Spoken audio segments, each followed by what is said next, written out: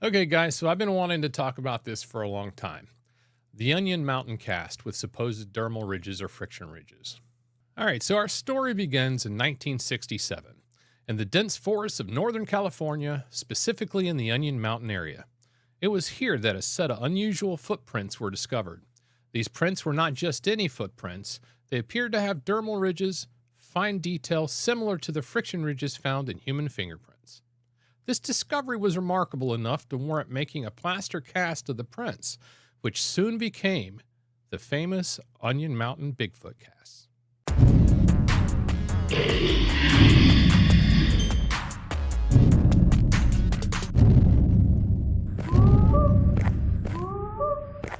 Welcome to Bigfoot Forensics. It's the show that utilizes forensic science and the different disciplines within crime scene investigations to study evidence, sightings, and eyewitness testimony concerning Bigfoot.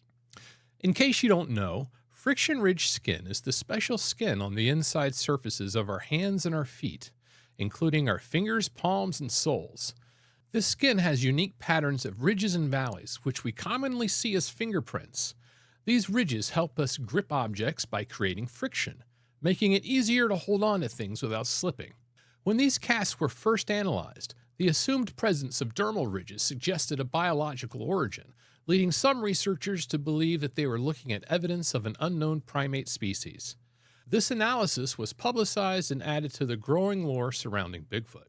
Proponents of the Bigfoot phenomenon argue that the dermal ridges in the Onion Mountain casts are significant. They point out that these fine details are difficult to fake and suggest a biological origin, bolstering their belief in the existence of a North American primate. To them, these casts provide a tantalizing piece of the puzzle in the quest to prove Bigfoot's existence. I think at some point I'm going to have to talk about confirmation bias.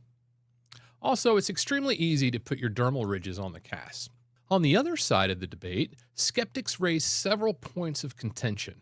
Some argue that the natural processes, such as erosion and animal activity, could create patterns resembling dermal ridges in soft ground.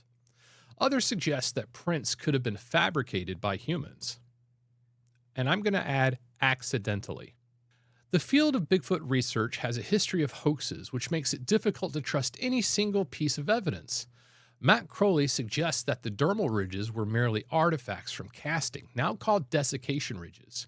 He did reconstruction experiments that gave the same results as those in the original cast. He was right, by the way. While some still find the alleged dermal ridges compelling, others argue that the evidence is not conclusive and requires further scrutiny. This division highlights the challenges inherent in studying such an elusive subject. Unfortunately, the Onion Mountain cast remains a controversial piece of evidence within the Bigfoot community. It highlights the ongoing challenges of proving the existence of a creature like Bigfoot. Despite the skepticism and the possibility of hoaxes, the debate continues to fuel interest and research, keeping the mystery of Bigfoot alive. Concerning the Onion Mountain cast, I'm about to change that with actual science. And you know what? I need to say this first. If you're going to call yourself an expert as a latent fingerprint examiner, you should at least know the basics of how the ridges you compare every day are formed. Okay, so let's get into it.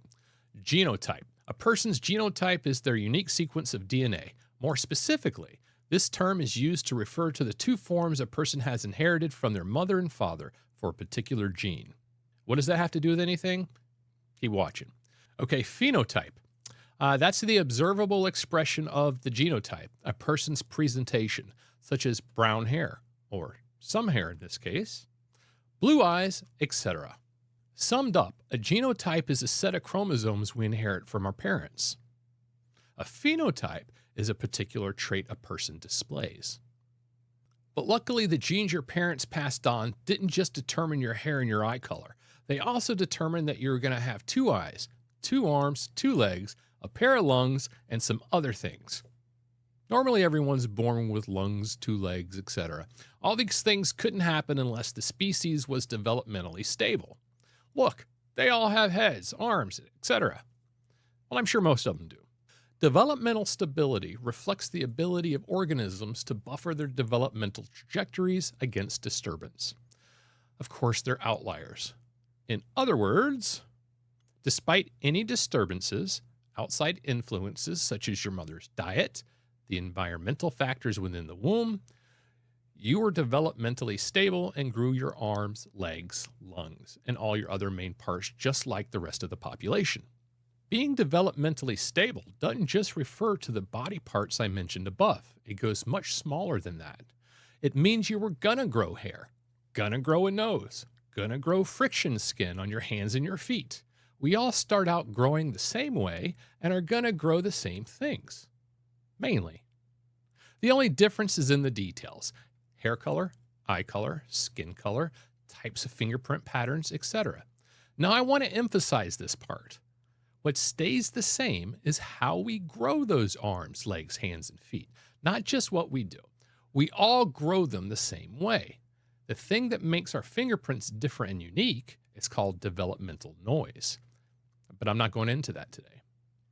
This goes the same for all different types of animals, by the way.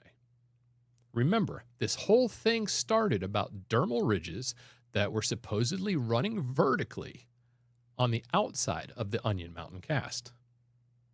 So what I'm about to tell you would have ended this a long time ago if a properly trained examiner would have examined this cast. I will concede at first that the appearance, they could have been mistaken for dermal ridges. However, after only looking at the pictures I found online, in a short amount of time, by the way, it was readily apparent that these particular ridges were not friction ridges at all, and they never could have been. Forget the one howler monkey exception regarding vertical ridges. What wasn't explained was the overall shape of that monkey's foot, which still follows the rule I'm about to talk about. Those feet are not formed in the same manner, and they're nowhere near the same construct. So let's look at the hands and feet and how they grow. The growth stress of the hand and the foot directly correlate to the direction the ridges form. This is it in a nutshell. That's the whole premise of this. Okay, so what is growth stress? As the ridges form and the foot grows in length, the ridges are put under stress, growth stress, and they begin to separate as they're formed.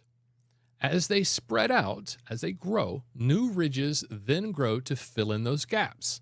So because the length of the foot is growing faster than the width, the ridges will be growing perpendicular to the growth stress, which in turn means the dermal ridges grow horizontally across the calcar aspect of the foot, the heel area, and some farther up.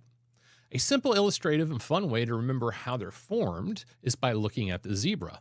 The stripes are running perpendicular to the direction the zebra grew. Ridges run perpendicular to growth stress.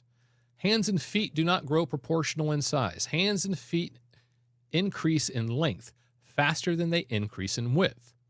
Okay, so I just went through all this to say that I agree with Jimmy Chilcutt in that there is no way the dermal ridges observed on the Onion Mountain cast were human, and that there is no way a human foot would have vertical dermal ridges running on the outside of the foot. Vertical ridges are found in the center of the foot, not on the sides, if they exist at all. And this holds true for non-human primates as well.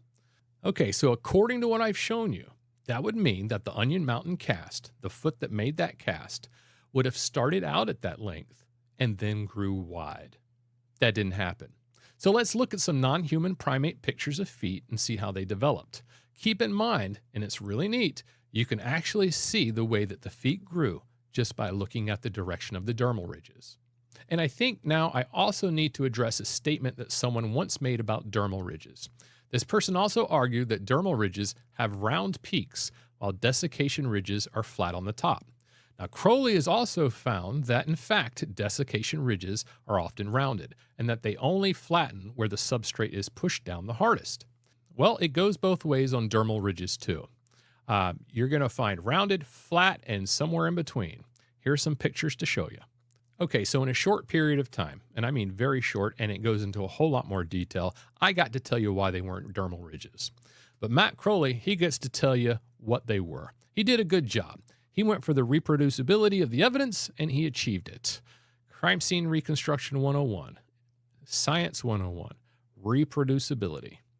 He did an excellent job, by the way. I would highly recommend reading any of the articles that he's featured in where he's talking about reproducing these desiccation ridges that they're called now. And I would definitely Pay attention to that because he was right all along and he nailed it. All I'm saying is we didn't need to go into that big of a debate when we could have just used real science. All right, so that's my quick little tip on looking at friction ridges and how they're formed. Thank you for listening. Don't forget to hit like and subscribe.